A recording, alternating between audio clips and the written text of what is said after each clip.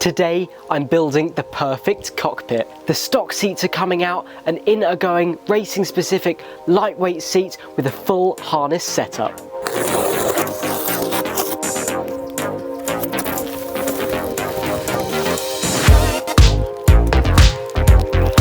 It's time for step one, remove the old seats.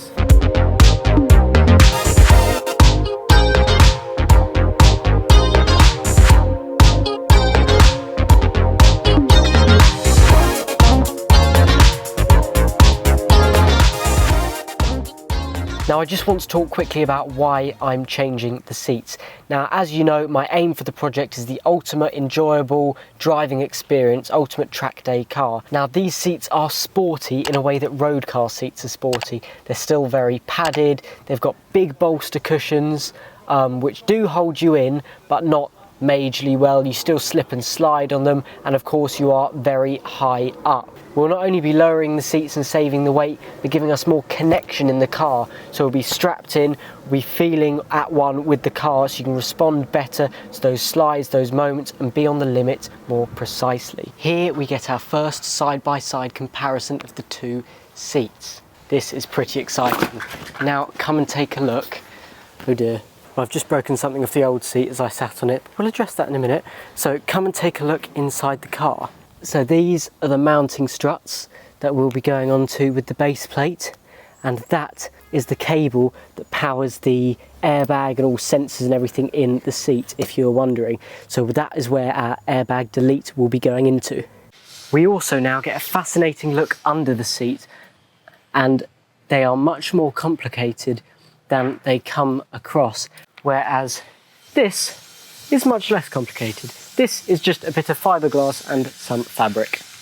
Okay, so we now have the base plate in, just checking it all fits, and the airbag resistor, those two pins going to that resistor there, 2.2 ohms, is now in, so we shouldn't have any warning lights.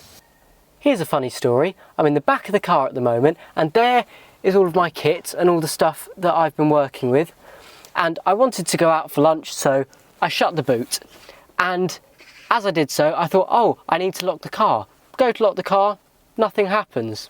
Oh, battery's disconnected. That's fine, that's great. Had to disconnect it to do the airbag resistor. Boot's on an electric lock, so I can't get in the boot. So I've climbed in the door, which does open, there. And I've now got to empty out everything on the back shelf or in the boot, so that I can now connect the battery. It's never as easy as it seems, is it? Now, it may have been mere seconds in YouTube time, but it's been absolutely hours here.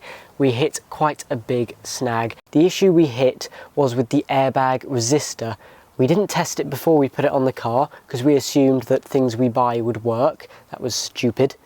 It did not. It does not resist any flow of electricity, only the progress of the project. So what we've done is we've had to use the one that was meant for the driver's side, and that one actually works. So we'll have to get another one for the driver's side. So lesson learned. Check the resistor resists before you spend ages fitting it to your car.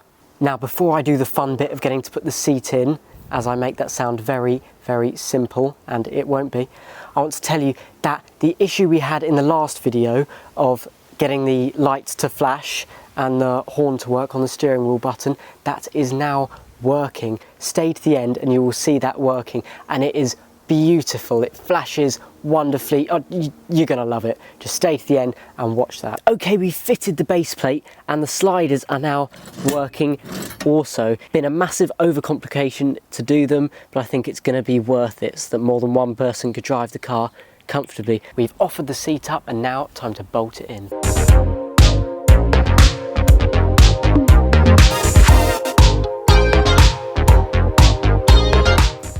It is so nice to be in these seats finally.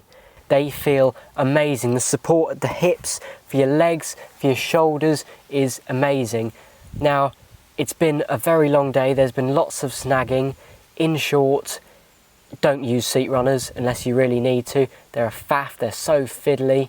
And it's the little things that make a difference, you know, like the door closing onto the shoulder there. That was a problem, I'll be honest with you, that was a problem. It's getting dark today, so I'll only tackle the shoulder straps on the harness tonight, but tomorrow I will tackle the lap straps and maybe the other straps if I do a 6-point. Is it going to be a 4 or a 6-point? Ooh, I don't know. Keep watching and find out the decision I've made and why I've made it. Yes, the harnesses are here, or the shoulder straps at least. It is now pretty much nightfall and we'll do the rest tomorrow, the other seat and the other straps. It feels so exciting to be in here. It feels like a proper race cockpit now. And some of you may be wondering, oh, hey Will, why the 2-inch straps on the harness? Well, I will explain all tomorrow. It's the second day and I'm sorting out the harnesses.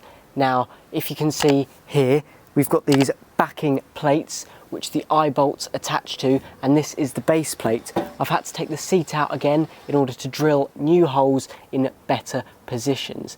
We have 3 eyelets, so that is because the one side strap will go into the bottom of the seatbelt mount. The other side strap and these 2 are for, yes, you guessed it, the 6-point harness. We're going full hog on this project.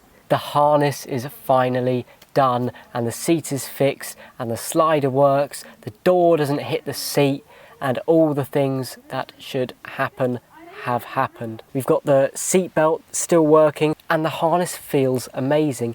Yes, it is a 6-point. I said I would tell you why I've gone for a 6-point and why I've chosen the 2-inch width. So, starting with the 6-point. I've chosen the 6-point because I think it comes into play massively in the braking zones. It stops you sliding forward and gives you more precision on the brake pedal, which is actually my favourite pedal.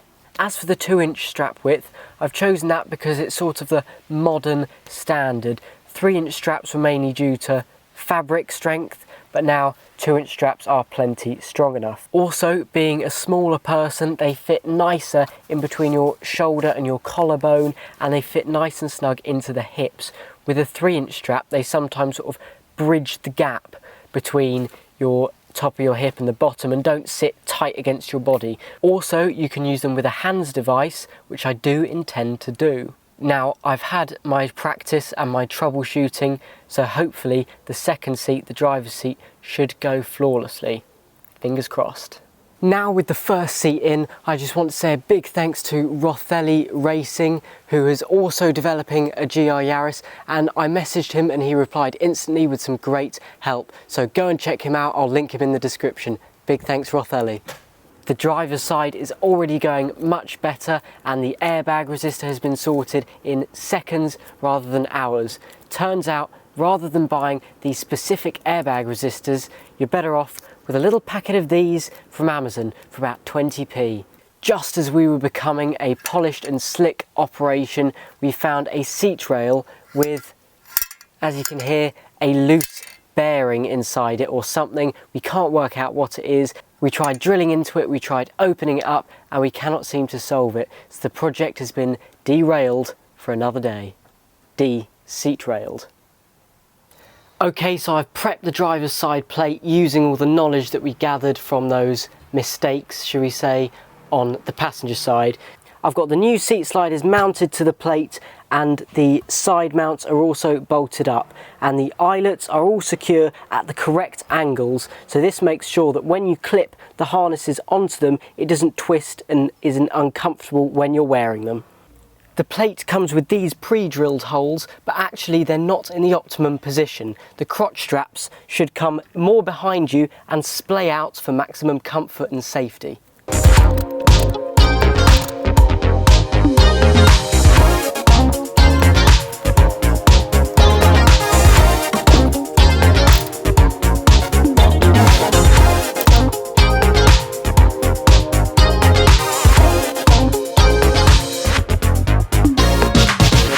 Once again, before I torque everything up, I've got an opportunity just to sit in the seat and see how it feels. Nice and elegant getting in. I cannot wait to torque this up and put the harnesses on and get a real feel for what it's going to be like.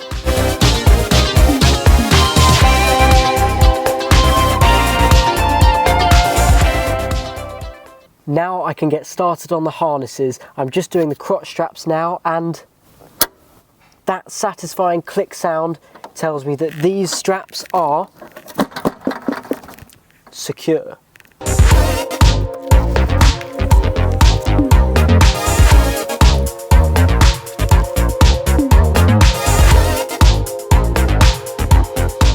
First impressions, here we go. Oh, that feels wonderful. I can't go anywhere, so that's good, and I will do these up even tighter when I'm going on track. All the pedals are easy to get to. I was slightly concerned, potentially, that when I went for the 6-point option, that it might affect the mobility of my feet, because I'm going to be braking with my right foot, clutch on the left, but also when you're heeling and towing, and perhaps also left foot braking. But actually, the mobility of my legs is still good. You don't want to be too free of movement, so you're being chucked about, but I'm still secure and I've got good mobility and precision on the pedals. Now I want to show you what the seating position looks like as a whole, harnesses, helmets, hands on, and show you why I believe this is the perfect cockpit setup.